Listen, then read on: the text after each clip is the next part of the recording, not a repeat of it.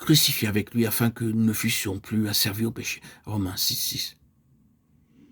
Étant réconciliés avec Dieu par la mort de son Fils, combien plus serons-nous sauvés par sa vie? Romains 5,10, écrit l'apôtre Paul aux Romains tandis qu'il développe à leurs yeux le plan merveilleux de l'amour rédempteur. C'est que tous ceux qui sont réconciliés et justifiés doivent régner dans la vie. Romains 5,17. Autrefois, le péché régnait sur eux. Maintenant, la grâce doit régner par Jésus-Christ. Quelqu'un demandera peut-être, continuons-nous à prêcher pour que Dieu manifeste sa grâce abondante? Romains 6,1. Certes non, proteste énergiquement l'apôtre. La mort de Christ, ce pardon consenti, cette grâce abondante, donnée gratuitement, ne serait en aucune façon salie au péché. Il est vrai que Dieu fait grâce aux pécheurs à cause de Christ, mais en Jésus, nous sommes morts au péché.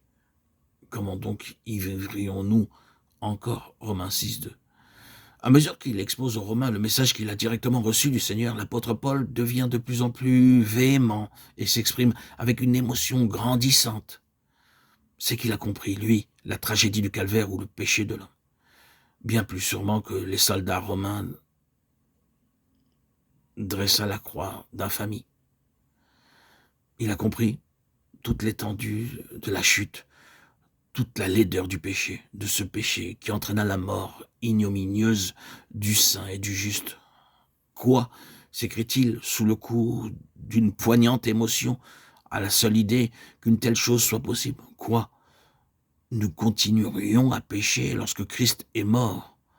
Et de quelle mort? Pour nous soustraire à l'esclavage du péché?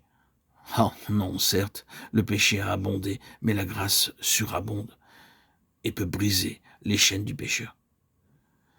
Et il expose de façon si lumineuse la portée, les répercussions de la mort du Seigneur, qu'aucun disciple à Rome ne pouvait plus ignorer la signification du sacrifice du calvaire.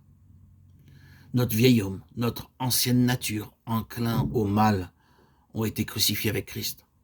Le voilà, le message de délivrance. Après quoi soupire toute âme qui gémit sous le poids du péché. Nous tous qui avons été baptisés en Christ, nous avons été baptisés en sa mort. La croix du Seigneur et son tombeau restent à jamais comme un abîme placé entre nous et notre passé, nous et le péché. Christ est ressuscité des morts.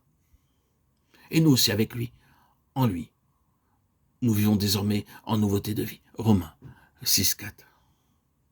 Et cette vie nouvelle n'est possible que si l'union avec Christ en sa mort a été réelle, profonde.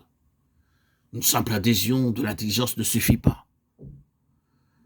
Il faut que, par la puissance du Saint-Esprit, le racheté soit si intimement uni à son Sauveur qu'il partage vraiment la ressemblance avec lui en sa mort. Romains 6,5.